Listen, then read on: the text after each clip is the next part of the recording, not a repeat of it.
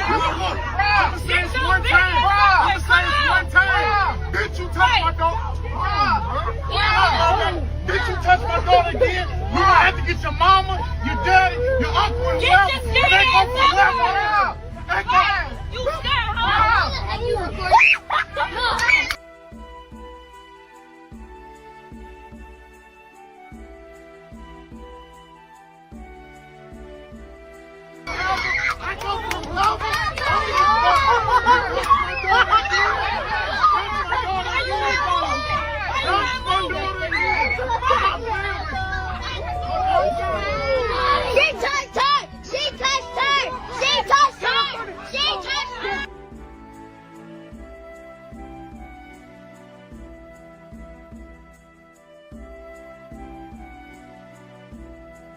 Why are you shipping these immigrants up north? We need them to pick the crops.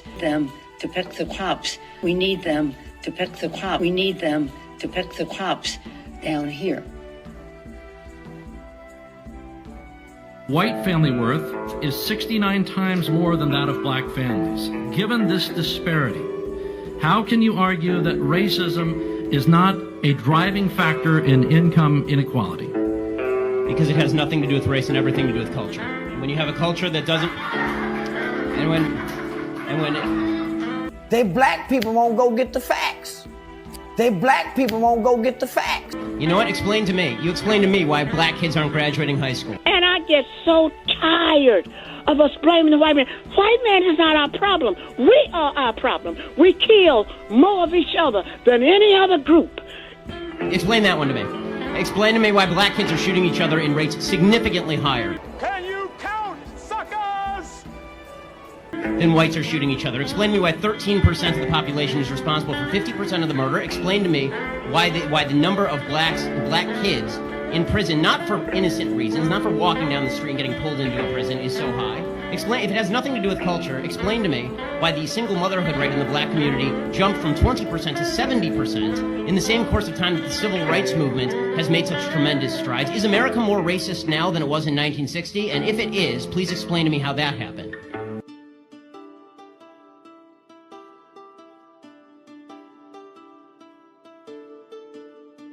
Daddy teaches you can be anything in this world that you want to be, right? Don't Daddy teach you that? Yeah, and it doesn't matter if you're black or white or any color.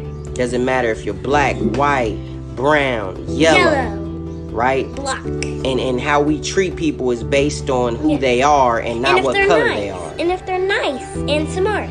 See, this is how children think right here. Critical race theory wants to end that. Not with my children. It's not gonna happen. My baby's gonna know that no matter what she wants to be in life, all she has to do is work hard, and she can become that. Work hard, even though you don't know anyone. You can make friends. I'm not oppressed, and I'm not a victim. I'm neither oppressed nor a victim. I travel all across this country of ours, and I check into hotels, and I fly commercially, and I walk into retail establishments. Although they are victims, I've taught my children they are victims of three things: their own ignorance, their own laziness, and their own poor decision making. That is all.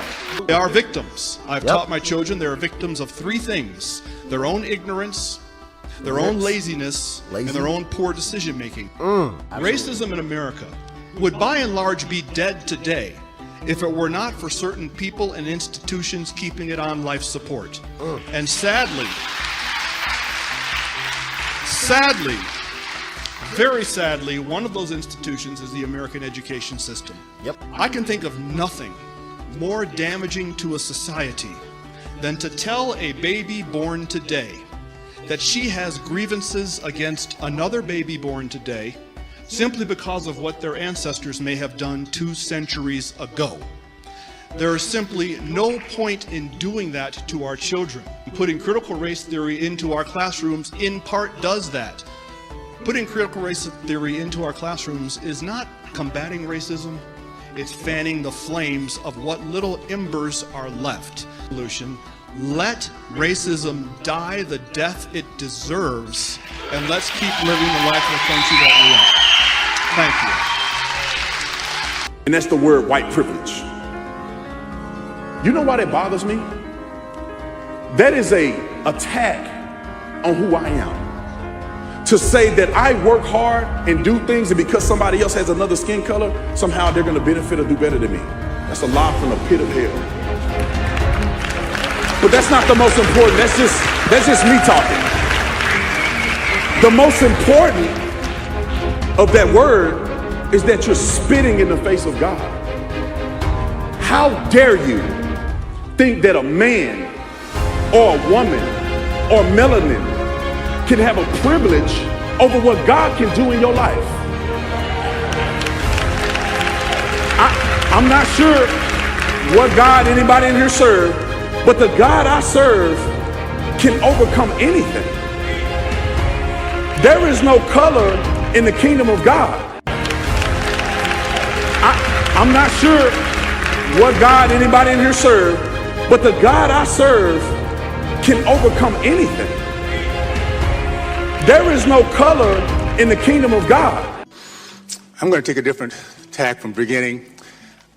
We are at this point, this is not about black and white, rich and poor, blue collar, white collar.